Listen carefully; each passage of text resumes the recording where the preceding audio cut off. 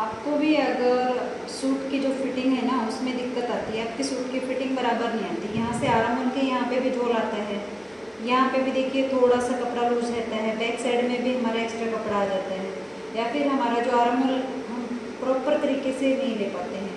वो सारी जो प्रॉब्लम्स रहती है ना, वो अगर आपको दिक्कत आती है उन सब में, तो आज की जो वीडियो रहेगी ना वो स्पेशल हमारी उसी के ऊपर रहने वाली है। तो हेलो एवरीवन, स्वागत है आप सभी का हमारे यूट्यूब चैनल में। तो आज की वीडियो हम प्रॉपर फिटिंग के लिए कैसे हमें कुर्ती की कटिंग करनी है उसके ऊपर बनाने वाले हैं। तो चलिए हमारी वीडियो स्टार्ट करते हैं। तो देखिए, इसकी कटिंग के लिए मैंने जो हमारा अस्तर का जो फैब्रिक है ना, उसको मैंने अच्छे से वॉश करके आयरन कर लिया है और उसको फिर मैंने 2 फोल्ड में रखा हुआ है अपने मेजरमेंट के अकॉर्डिंग। तो हमें मेजरमेंट के अकॉर्डिंग कैसे रखना है वो मैंने आपको पीछे की जो हमारी वीडियोस हैं, बहुत सारे वीडियोस हैं, उसमें मैंने आपको बता रखा है। अगर आपको फिर भी कोई डाउट है इसमें, देखिए मैं स्लीव्स की कटिंग भी आपको नहीं बता रही हूँ क्योंकि मैंने स्लीव्स की कटिंग के ऊपर एक अलग से वीडियो बना रखी है। अगर आपको कोई भी दिक्कत है स्लीव्स की कटिंग कैसे करनी है, तो आप हमारे जो चैनल है उस पर जाके स्लीव्स की जो प्रॉपर कटिंग है थ्रेड एंड टेल्स की, वहाँ पे आप जाके वो वीडियो देख सकते हैं। तो देखिए, इसमें मैंने जो हमारा इनका फैब्रिक है उसको 2 फोल्ड करके रखा हुआ है। जो हमारी जो कुर्ती की लेंथ रहेगी ना, वो आपको अपने साइज़ के अकॉर्डिंग लेनी है। अगर आपका तुरपाई वाला ड्रेस है या फिर आपका जो स्टिचिंग वाला ड्रेस है, जैसे हमारी कुर्ती है, कोई भी ड्रेस हो, जितनी भी आपकी कुर्ती की लेंथ रहती है ना उतने पे ही आपको इसकी लंबाई लेनी रहती है अस्तर की। और उसके बाद देखिए मैं मेजरमेंट आपको बता देती हूँ। जो हमारी चेस्ट रहेगी वो 36 है और जो कमर है वो 30 है, हिप है हमारा 38 और ये जो हमारा आर्म होल है वो 16.5 इंच है और हमारा जो शोल्डर यानी कि जो तीरा है वो हमारा 14 इंच है। तो ये सब हमारे मेजरमेंट हैं, इसी के अकॉर्डिंग हम इसकी कटिंग करेंगे। तो देखिए, जितनी मेरी यहाँ पे लेंथ रिक्वायरमेंट है मैं उतनी यहाँ पे लेंथ ले रही हूँ। आपकी भी जितनी लेंथ आपको चाहिए आप उतनी इसमें ले सकते हैं। तो देखिए मैं 40.5 40.5 इंच का मार्किंग कर रही हूँ लेंथ के लिए।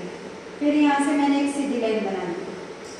सीधी लाइन बनाने के बाद देखिए हम यहाँ पे शोल्डर डाउन नहीं करेंगे,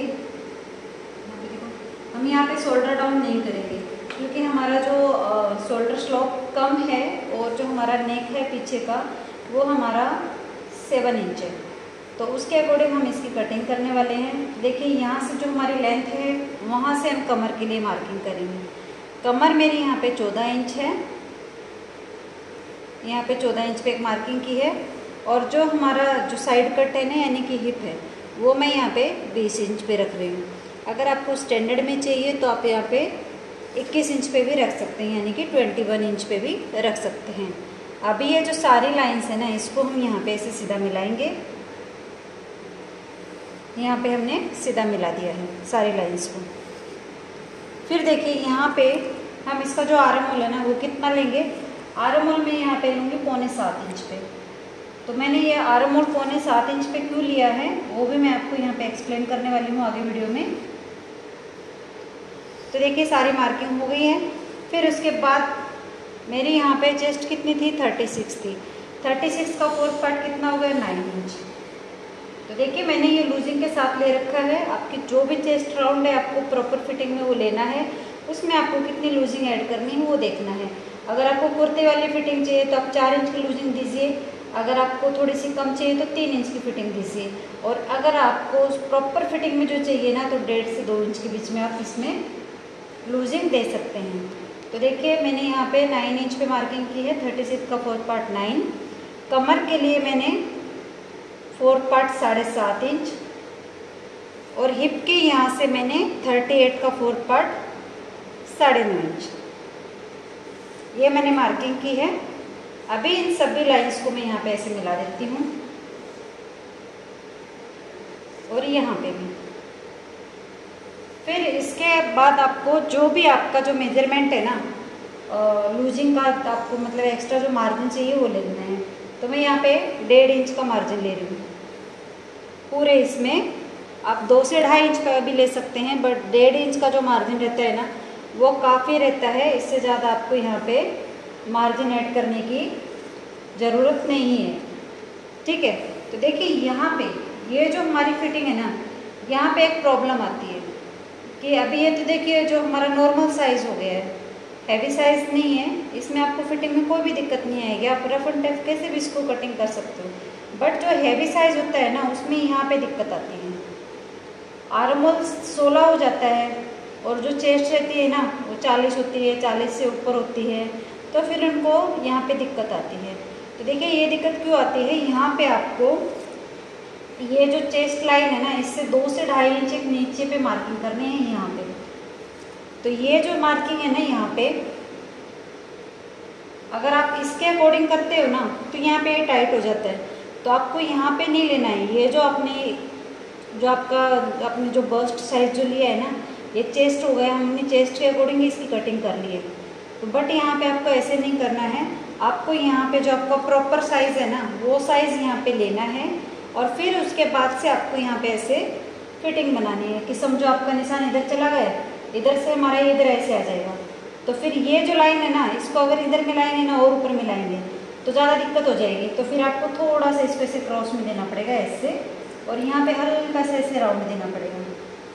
तो अगर आपका हैवी साइज़ है तो, नहीं तो आपको कोई भी दिक्कत नहीं आएगी, आप इसके अकॉर्डिंग इसकी कटिंग कीजिए, आपको कोई भी परेशानी नहीं आएगी। फिर अगर आपको यहाँ पे टक्स डालनी है पीछे में, तो आपको आधा इंच यहाँ पे एक्स्ट्रा लेना है। बैक में अगर आपको टक्स डालनी है ना तो आधा इंच एक्स्ट्रा देना है।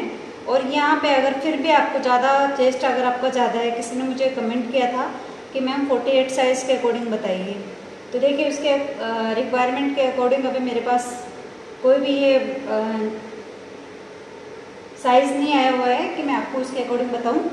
तो मैं आपको इसी में एक्सप्लेन कर रही हूँ।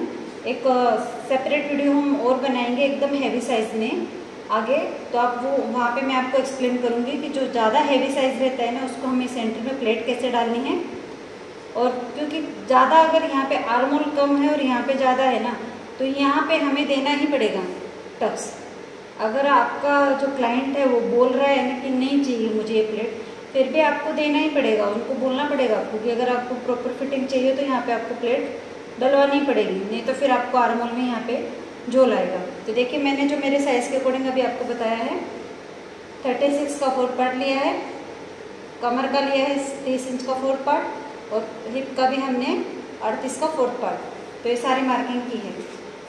अभी देखिए शोल्डर हमारा कितना था, 14 इंच का था, और नेक कितना हमारा 7 इंच का है। तो इसमें से मैं कितना माइनस करूँगी, इसमें से मैं 2 इंच माइनस करूँगी, यानी कि 14 में से मैं अगर 2 इंच माइनस करूँगी तो 12 इंच हो गया। तो मेरा यहाँ पे जो शोल्डर है ना, वो मैं 6 इंच का लेने वाली हूँ। यहाँ पे मैंने 6 इंच का लिया और यहाँ पे भी मैंने 6 इंच का लिया, और यहाँ से मैंने ये सीधी लाइन बना ली। फिर इन दोनों का मुझे ऐसे सेंटर लेना है और यहाँ पे मुझे बैक क्रॉस लेना है। अगर आपका 8 इंच 9 इंच का अगर आपका नेक रहता है ना, तो आपको यहाँ पे बैक क्रॉस लेने की ज़रूरत नहीं थी, क्योंकि हमारा नेक डीप रहता है तो हमारा शोल्डर उधर जाता है, तो बैक क्रॉस लेने की ज़रूरत नहीं है, उसकी कटिंग अलग होती है। तो देखिए आप सभी ड्रेस की एक ही तरीके से कटिंग नहीं कर सकते हैं, प्रॉपर तरीके से आपको मेजरमेंट लेना है, उसके बाद आपको कटिंग करनी है। तो देखिए मैं यहाँ से जो सेंटर लिया है ना, उससे मैं आधा इंच बाहर के साइड में जा रही हूँ, और फिर यहाँ से इसको मिलाते हुए, और ये जो आधा इंच में बाहर के साइड में गई हूँ ना, और इधर यहाँ पे क्रॉस में जहाँ पे भी मिल रहा है ना, उधर मुझे इसको ऐसे मिलाना है। तो देखिए मेरा ये यहाँ पे मिल रहा है। अभी इधर से मुझे इसकी गोलाई देनी है, इसकी गोलाई मुझे 1 इंच पे देनी है। अगर आप इधर से देखेंगे ना तो ये गोलाई हमारी 1.5 इंच पे जा रही है, और यहाँ से देखेंगे तो ये 1 इंच पे जा रही है। तो ऐसे करके इसको आपको इसकी गोलाई देनी है। ये हो गया हमारा बैक वाला हिस्सा। तो देखिए मैं बैक वाले हिस्से के आपको आर्म होल आपको बता देती हूँ। यहाँ से 1/2 इंच ऊपर हम सिलाई मार्जिन के लिए रखेंगे, और फिर साइडों से हम 1/2 इंच रखते हुए ऐसे मेजर करेंगे। तो देखिए मेरा यहाँ पे 8.25 इंच यानी कि 16.5 इंच का जो आर्म होल है ना, वो मेरा बराबर आ रहा है। अभी यहाँ पे देखो 6 इंच हमने ऑलरेडी लिया हुआ है, तो हमें फ्रंट क्रॉस लेने की ज़रूरत नहीं है। अगर आप चाहते हैं कि आपको गला एकदम प्रॉपर तरीके से फिटिंग में बैठे, तो आप यहाँ पे 0.25 यानी से आधे से भी आधा इंच थोड़ा अंदर की साइड में जा सकते हो, आधे से भी आधा। और फिर यहाँ से इसको ऐसे शेप दे सकते हो। देखिए ये यहाँ से आपको ऐसे शेप देना है। तो ये हो गया हमारा जो फ्रंट वाला आर्म होल है ना उसका। तो यहाँ पे हो गया। अभी देखिए मैं पूरा आपको कटिंग करके नहीं बता रही हूँ क्या, क्योंकि हमारी जो वीडियो है ना वो काफ़ी लंबी हो जाती है। तो हमें इसी के अकॉर्डिंग इसकी कटिंग करनी है। और जो बैक वाला जो पार्ट रहेगा ना, पहले हमें जो बैक क्रॉस है ना उसके अकॉर्डिंग कटिंग करनी है।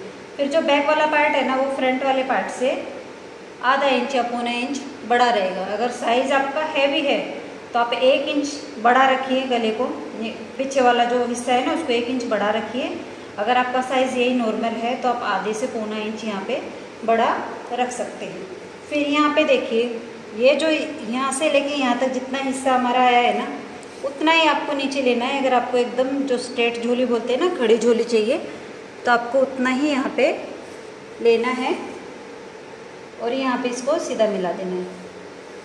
ठीक है, देखिए ये इतना हमारा सिलाई में जाएगा। और मेरी यहाँ पे जो झोली रहेगी ना 19 इंच की मेरी जो झोली यहाँ पे तैयार हो जाएगी।